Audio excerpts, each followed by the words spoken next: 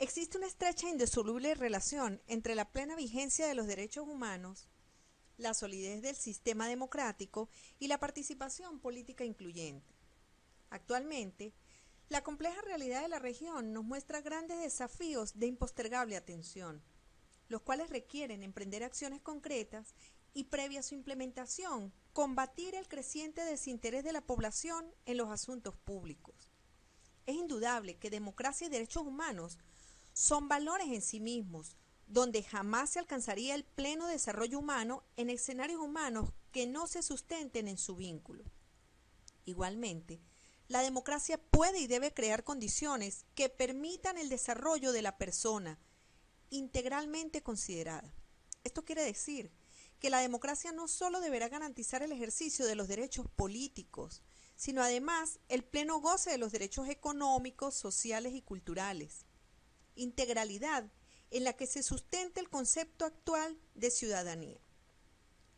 Pues bien, los mecanismos de democracia participativa en sus diversas formas permiten establecer nuevos patrones de relación entre la población, los poderes públicos y sus acciones concretas de gobierno, donde se transita desde una ciudadanía pasiva y limitada, propia de dimensiones formales típicas de las democracias representativas, hacia un novedoso universo de referencias para el ejercicio de derechos, las prácticas de cultura de paz y la construcción de valores colectivos basados en el respeto a la diversidad de origen, de opinión y de culturas diferentes.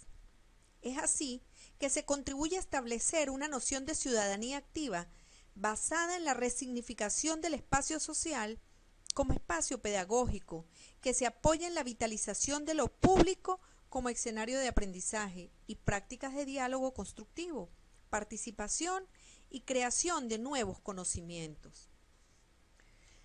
Las conquistas alcanzadas en materia de derechos humanos derivan en relaciones de poder más simétricas, contribuyendo entonces a democratizar a la sociedad, al propiciar las condiciones de mayor igualdad, equidad y capacidad de incidir en las decisiones públicas. Es entonces que el enfoque eminentemente humanizador de los proyectos de democracia y derechos humanos se erige en eje fundamental orientado a la construcción colectiva de sociedades basadas en el respeto a las personas y los colectivos, así como a los valores de participación ciudadana y convivencia, justicia social, donde se logre armonizar relaciones sociales y necesidades de dignidad mutua. Podemos concluir entonces el tema de la democracia y los derechos humanos destacando que en la Constitución, inspirada por las principales tendencias que se han desarrollado en derecho comparado y en los tratados internacionales en materia de derechos humanos, se reconoce expresamente el principio de progresividad en la protección de tales derechos, conforme a cual el Estado garantiza a toda persona natural o jurídica, sin discriminación de ningún tipo, el respeto, el goce y el ejercicio irrenunciable, indivisible e interdependiente de los mismos. Pero veamos el ejercicio de la democracia como lo contempla nuestra Constitución bolivariana. El artículo 5 establece que la soberanía reside intransferiblemente en el pueblo, quien la ejercerá directamente en la forma que prevé la Constitución e indirectamente mediante el sufragio. Los órganos del Estado emanan de la soberanía popular y a ella estarán sometidos. ¿Cómo concibe entonces la Constitución bolivariana al Estado venezolano? En cuanto a la estructura del Estado venezolano, el diseño constitucional consagra un Estado federal que se define como descentralizado, para así expresar la voluntad de transformar el anterior Estado centralizado en un verdadero modelo federal con las especificidades que requiere nuestra realidad. En todo caso, el régimen federal venezolano se regirá por los principios de integridad territorial, cooperación, solidaridad, concurrencia y corresponsabilidad, que son característicos de un modelo federal cooperativo, en el que las comunidades y autoridades de los distintos niveles político-territoriales participan en la formación de las políticas públicas comunes a la nación. integrándose en una esfera de gobierno compartida para el ejercicio de las competencias en que concurren. Vemos entonces en esta lámina cómo concebía la Constitución del año 1961 la división política del Estado venezolano versus cómo la concibe la Constitución del año 99. El artículo 16 de nuestra Constitución actual establece, con el fin de organizar políticamente la República, que se divide en el territorio nacional, en el de los estados, el del Distrito Capital y de las dependencias federales, el de los territorios federales. El territorio se divide entonces en municipios. En este sentido, la Constitución prevé que mediante una ley orgánica que garantice la autonomía municipal y la descentralización político-administrativa, se regule la división político-territorial de la República. Por otro lado, se establece la ciudad de Caracas como la capital de la República y asiento de los órganos del Poder Nacional, lo cual no impide el ejercicio del Poder Nacional en otros lugares de la República. Vemos que en el año 1961 la estructura estaba concebida de manera diferente.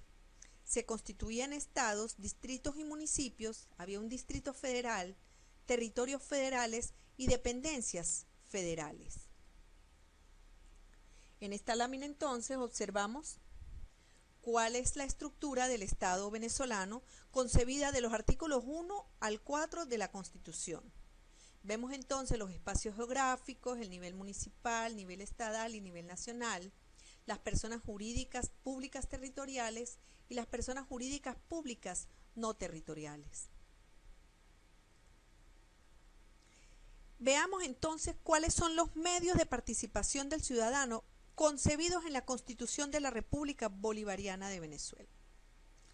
La democratización efectiva de la sociedad requiere asegurar la participación social, política y económica de toda la ciudadanía, como eje de acción indispensable para hacer de los derechos humanos una realidad concreta en la vida de todos sus integrantes.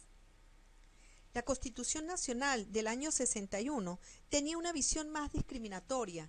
Es así que en el artículo 114 se hablaba sobre la participación ciudadana en orientación política del país solo a través de los partidos políticos, es decir, organizaciones políticas que se financiaban con los recursos del Estado.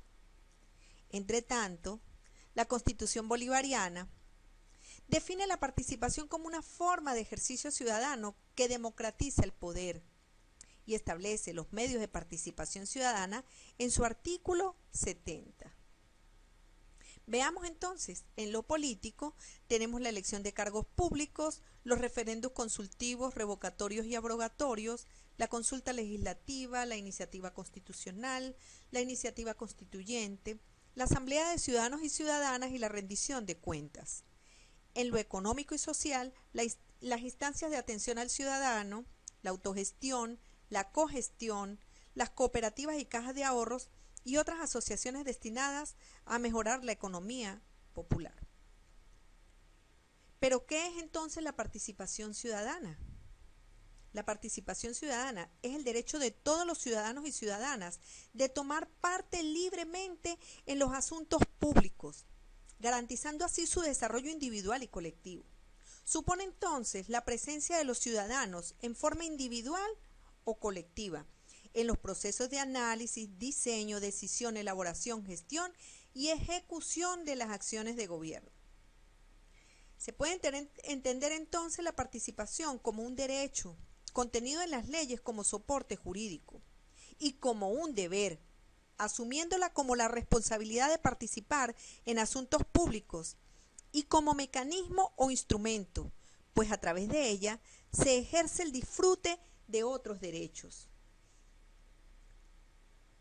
Veamos entonces cuáles son los mecanismos para participar contenidos en la Constitución y en las leyes que regulan la materia.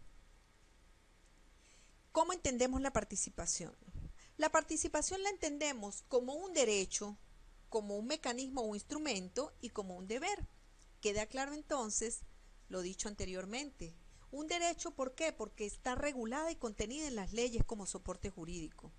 Mecanismo o instrumento, porque es a través de la participación que ejercemos el disfrute de otros derechos. Y como un deber, toda vez que es responsabilidad de cada uno y cada una de nosotras de participar en los asuntos públicos. Veamos entonces los mecanismos para participar contenidos en la Constitución y en las leyes que regulan la materia. Tenemos los consejos estadales de planificación, los consejos locales de planificación que están previamente establecidos en la Constitución bolivariana, en el artículo 182. Los consejos parroquiales, que también están claramente establecidos y definidos en la normativa. Los consejos comunales, las organizaciones sociales y los grupos comunitarios. Todos estos son mecanismos de participación de los ciudadanos y las ciudadanas en los asuntos públicos y de interés, por supuesto, colectivo. ¿Cuál es entonces el reto o los retos del servicio público esencial y del poder popular organizado? Los retos que tenemos entonces son, como poder popular organizado, impulsar una nueva visión del servicio público, simplificar, elevar la calidad de gestión y de servicio, así como involucrar y comprometer al ciudadano y ciudadana en los procesos de gestión social. Asumir una nueva forma de percibir al usuario y de entender, aceptar y promover la figura de la Contraloría Social, estar en sintonía con los intereses colectivos, asumir los factores críticos de modernización y transición que implica el cambio, disponer de los recursos tecnológicos, materiales, financieros y humanos requeridos para aplicar los procesos de modernización y orquestarse con la idea de un cambio estructural. A continuación, se detalla en esta lámina cuál es la normativa desarrollada por el gobierno venezolano para consolidar la participación ciudadana y el poder popular. A partir de la Constitución de la República Bolivariana de Venezuela, normativa general que transversaliza toda la norma especial que regula la materia. Se observa entonces la Ley Orgánica del Poder Popular, la Ley Orgánica de Planificación Pública y Popular, la Ley Orgánica de las Comunas, la Ley Orgánica del Sistema Económico Comunal y Reglamento, Ley Orgánica de la Contraloría Social, Ley Orgánica de los Consejos Comunales, Ley Especial de Asociaciones Cooperativas, Ley Orgánica del Consejo Federal de Gobierno, Ley Orgánica de la Planificación Pública y Popular y la Ley Orgánica para la Gestión Comunitaria.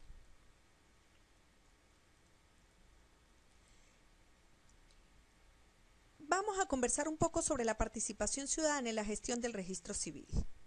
La participación ciudadana en la gestión del registro civil se realiza a través de un conjunto de actividades diseñadas por los organismos de la administración pública y en este caso por el Consejo Nacional Electoral como ente rector en materia de registro civil, para que participe todo el colectivo organizado.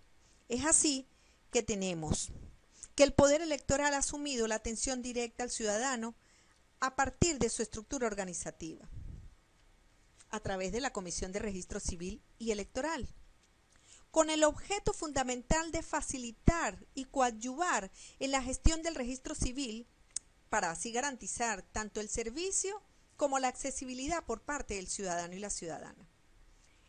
En el artículo 2, numeral cuarto de la Ley Orgánica de Registro Civil, se fija como norte de esta ley el ofrecer información de primera mano a los fines de posibilitar la elaboración de políticas públicas para el progreso y desarrollo del país. Esta meta se encuentra estrechamente vinculada con el derecho constitucional de acceso a la información para todos y todas las ciudadanas, que por supuesto encuentra su respuesta en el único digitalizado y automatizado Sistema Nacional de Registro Civil que prevé el artículo 64 de esa ley. Entonces, entre los mecanismos que garantizan el acceso de la comunidad organizada y del ciudadano al servicio público del registro civil, tenemos, por ejemplo, el portal en Internet creado y desarrollado por el CNE, así como otros medios tecnológicos para que las personas puedan acceder a los datos cargados en el archivo digital y automatizado, siendo el idioma castellano con la opción de acceso en idioma indígena y la adaptación del sistema para servir a personas con discapacidad, según lo dispone el artículo 63 de la Ley Orgánica de Registro Civil. Entonces, la protección del derecho a la identidad por parte del Estado posibilitará el acceso a servicios básicos tales como la salud, la educación, permitiendo además el ejercicio de los derechos políticos. En este sentido, para que la inscripción del nacimiento en el registro civil como acción directa de protección del derecho humano a la identidad constituya un portal de derechos, reiteramos que este debe ser universal, gratuito y oportuno. Veamos entonces, a través de las jornadas extraordinarias de inscripción, cómo participa el ciudadano. Esta actividad está diseñada como una política que desde el Consejo Nacional Electoral se impulsa con el objetivo fundamental de promover la participación de las comunidades en la planificación y realización de jornadas destinadas a contribuir con la erradicación del subregistro en nuestro país. Si accedemos al portal del Consejo Nacional Electoral, observaremos en uno de los costados donde cliqueamos en registro civil, vemos cómo se despliega una pantalla cuando dice opciones solicitar operativos extraordinarios de inscripción. Estas son las llamadas jornadas extraordinarias de inscripción a las cuales el ciudadano y la ciudadana puede acceder a través de su consejo comunal organizado o de manera individual, requiriendo para un grupo determinado, para una comunidad determinada, la ejecución de una jornada extraordinaria de inscripción. Allí entonces comienza a darse una serie de pasos determinados a través de un procedimiento que se ejecuta primordialmente desde las oficinas regionales electorales. Otro de los mecanismos de participación ciudadana son los acuerdos interinstitucionales en el marco del Sistema Nacional de Registro Civil. El CNE, como ente rector del Sistema Nacional de Registro Civil, por órgano de la Comisión de Registro Civil y Electoral, está desarrollando un sistema coordinado con los demás órganos del poder público que ejecuten acciones que se vinculen directamente con el registro civil, regulando y acompañando las actividades que garantizarán el adecuado registro, control y archivo de los hechos y actos que afectan el estado civil de las personas. Por supuesto, en el ámbito de las competencias que le son propias a cada uno de estos organismos del poder público. En este sentido, es importante destacar la participación de las organizaciones de base y las comunidades organizadas en atención al principio de corresponsabilidad en las mesas técnicas regionales que se conforman desde el CNE. Asimismo, tenemos la estructura de las oficinas y unidades de registro civil. Allí se incorporó, después de evaluar cuál fue la estructura de funcionamiento de esas oficinas y unidades, una nueva estructura. Se propuso, se planteó y se aprobó una estructura donde se incorporara el área de atención comunitaria para que se estableciera un proceso de interacción, de feedback directo con las comunidades. Otro de los mecanismos son la implantación de unidades móviles. Estas unidades móviles están orientadas a brindar el servicio de registro civil, fundamentalmente a la población que se encuentra en condiciones de vulnerabilidad, por razones de discapacidad, adultos mayores, pobreza extrema, comunidades indígenas y poblaciones que se encuentren alejadas de las oficinas y unidades de registro civil. A través de estas unidades se van a ejecutar jornadas extraordinarias de inscripción en el registro civil de forma periódica, por lo cual deberán estar dotadas del sistema automatizado de registro civil. Estas unidades van a contar con un registrador civil accidental y ya próximamente van a comenzar a funcionar. Bien, corresponde ahora que conversemos un poco sobre el Plan Nacional de Derechos Humanos 2016-2019.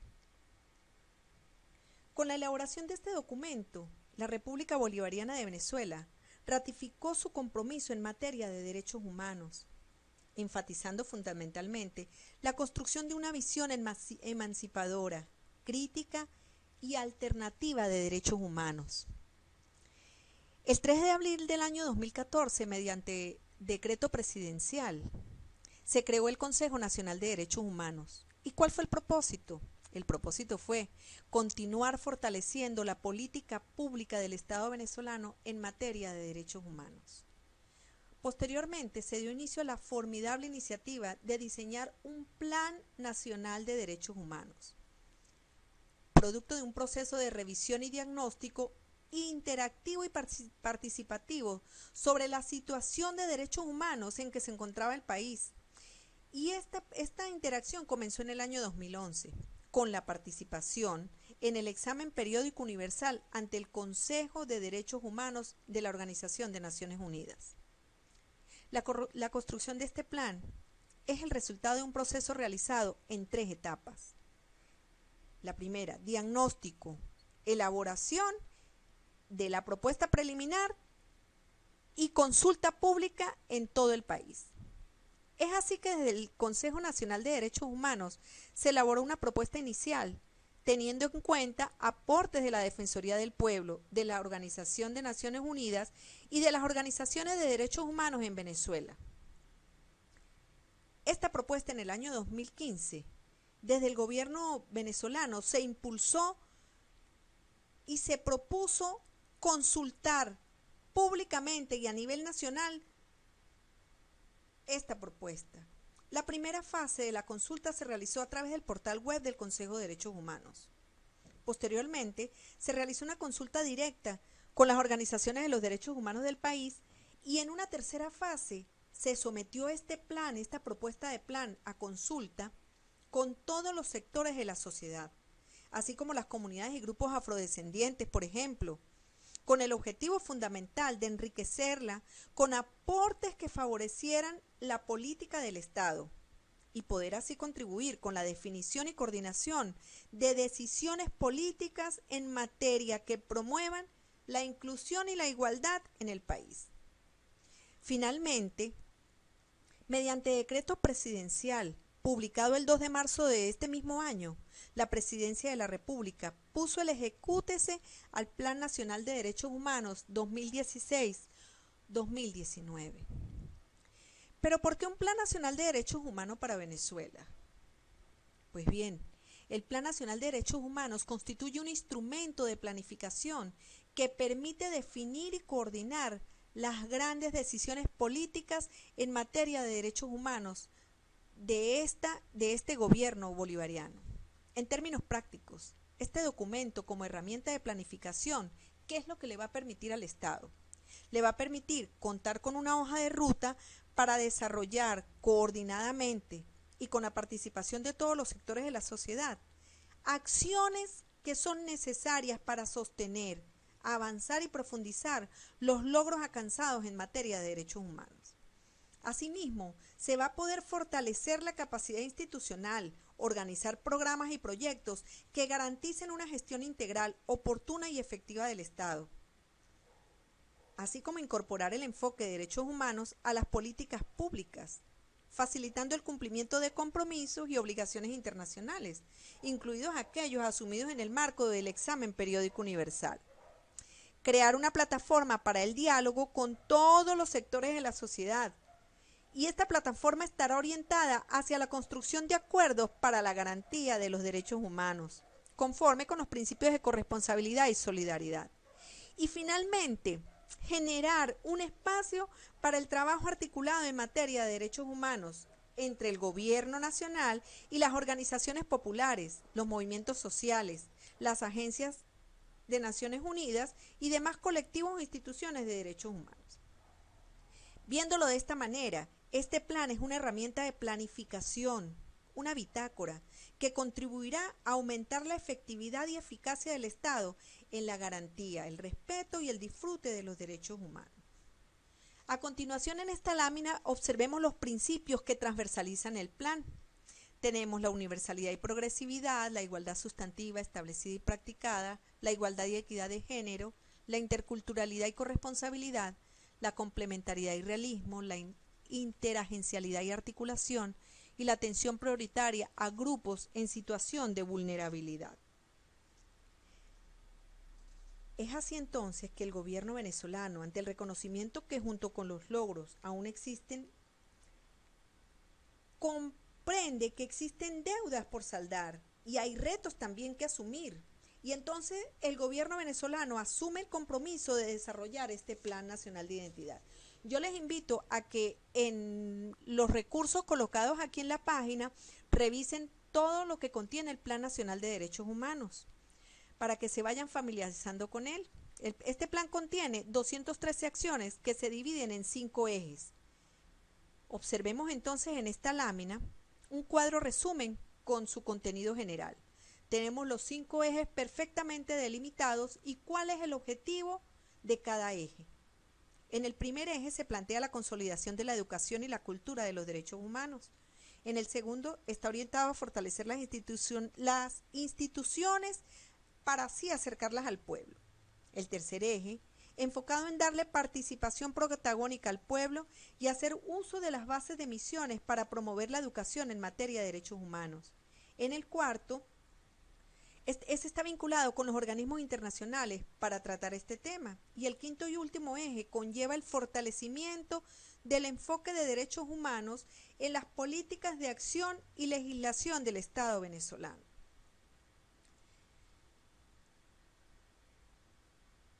Es importante que reflexionemos sobre el deber de todas las instituciones del Estado venezolano de incorporar dentro de sus respectivos planes operativos los proyectos, acciones específicas y recursos que sean necesarios para que se pueda implementar el Plan Nacional de Derechos Humanos y que los órganos del Poder Ciudadano, del Poder Judicial, el Poder Electoral y el Poder Legislativo deberán adoptar estas medidas para la adecuada y oportuna ejecución del referido Plan Nacional, de acuerdo con su ámbito de competencia.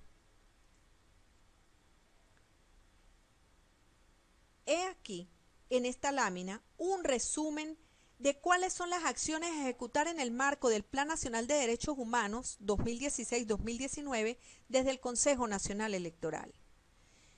Si nosotros revisamos el Plan Nacional de Identidad en su eje número 2, tenemos 3 líneas estratégicas fundamentales, así como sus acciones programáticas. Pues bien, desde el Consejo Nacional Electoral se ha venido trabajando conjuntamente con el Consejo Nacional de Derechos Humanos para fortalecer lo que ya se estaba desarrollando en materia de derechos humanos y para incorporar nuevas acciones y actividades que ya fueron incorporadas, como efectivamente lo hicimos, con el Plan Nacional de Identidad y con el fortalecimiento del Sistema Nacional de Registro Civil, que garantizará el acceso oportuno, gratuito, seguro y eficiente al servicio público en todo el territorio nacional, poniéndolo a disposición de las personas, poniendo a disposición de todas, ciudadanas y ciudadanos, sus actas registrales. Les invito nuevamente a que revisen en el material y en los recursos el Plan Nacional de Derechos Humanos. Entonces, el Plan Nacional de Identidad fue aprobado por el Consejo Nacional Electoral a través de directorio y este plan fue incorporado al Plan Nacional de Derechos Humanos. Este plan tiene sus objetivos general y su objetivo específico. Aquí vemos en esta lámina cuál es el objetivo general del Plan Nacional de Identidad.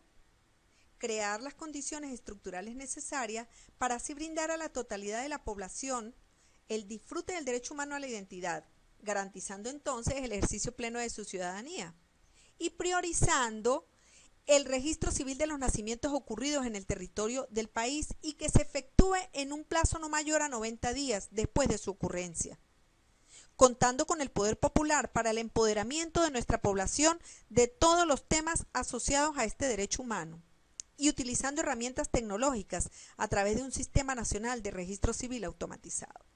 Observemos también los objetivos específicos. Uno de ellos es alcanzar para el año 2019 una tasa de registro oportuno del 100%. El otro es concluir con el proceso de automatización del Sistema Nacional de Registro Civil y alcanzar la interoperabilidad con los demás sistemas de información del Estado venezolano.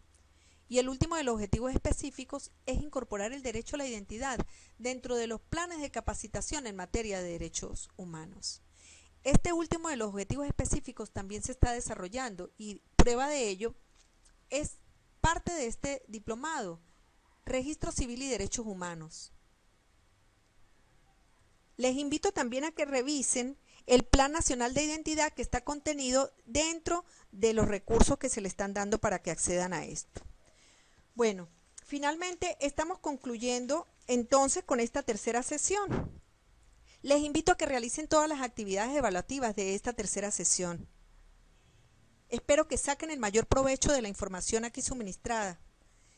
Solamente me resta desearles el mayor de los éxitos.